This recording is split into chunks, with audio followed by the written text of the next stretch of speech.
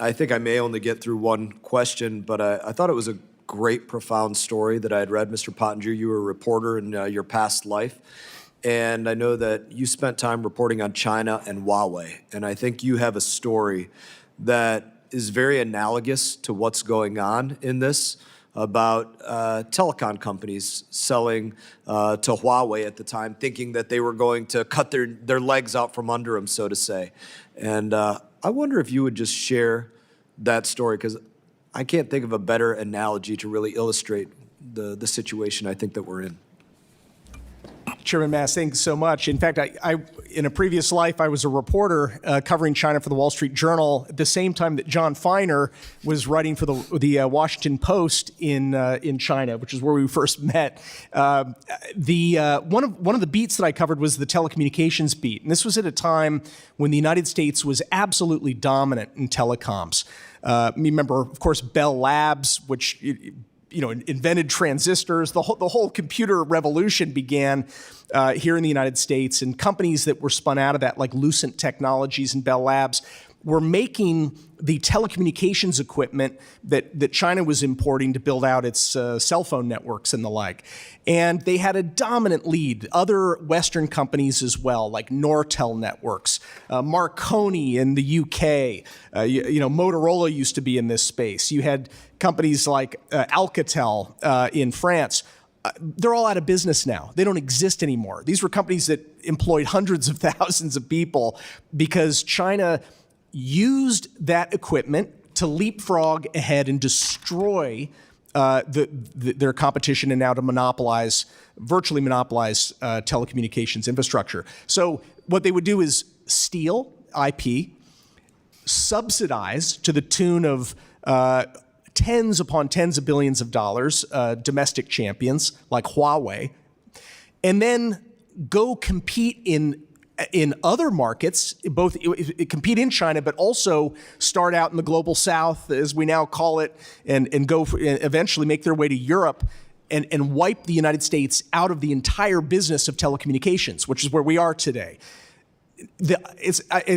Without any sense of irony here, it's actually the same Chinese companies that are trying to do the same thing again. It's Huawei that is going to try to destroy American chip designers and manufacturers using the same playbook. Suck them in, get their equipment, use the American equipment, subsidize it in order to then start stealing market share around the world, and then destroy their access. No one gets addicted to the American technology. The policy is to destroy American involvement in that whole sector, and then win the future. So we're watching the same bad movie all over again. Yeah. What would you give?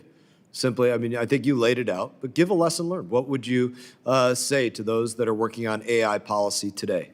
Yeah, first, do no harm. There is no future for any American company in China when China's national policy is to only suck them in as far as they need to learn, steal, subsidize, and then destroy the competition.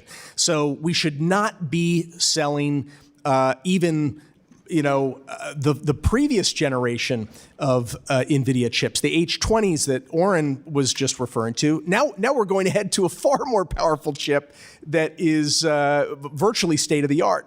So when they come out with the Rubin chip, we shouldn't step back and start selling Blackwell chips. The hundreds of billions of dollars that are going into building this data center, they don't just upgrade to Rubin chips. These are American companies that are spending hundreds of billions of dollars. They're investing for the long term in current generation technology. They can't just throw out the data centers that they're investing in now just because a new generation of chip comes out.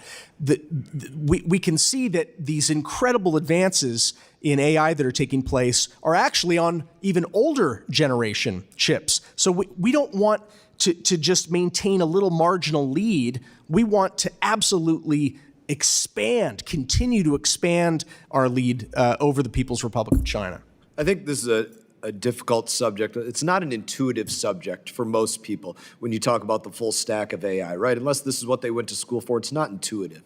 And so if you can't even see vividly what's directly in front of you with this technology, it's very difficult to understand where the future can be in a year, much less 5 or 10 years, if you don't have that education in it, that imagination for it.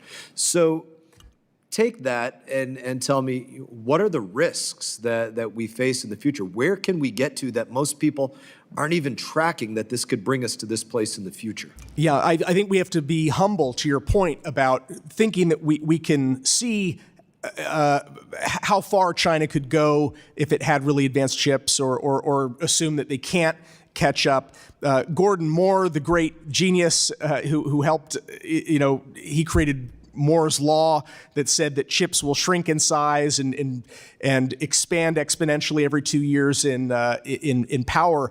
I was watching a documentary. Even he, the guy who created, in many ways, the computer era, didn't realize that personal computers were going to become a thing. He was building chips at the time for big mainframes. So, I mean, the whole revolution that he brought about, he couldn't even see the implications right in front of him until after things started to move. So we don't want to give Beijing the chance to surprise us and to go beyond our imagination, because there's no such thing as civilian in one compartment, civilian uses, and then military uses in another. China has a national strategy called military-civil fusion. It's literally national policy that all civilian and commercial technology must serve the interests of China's military modernization.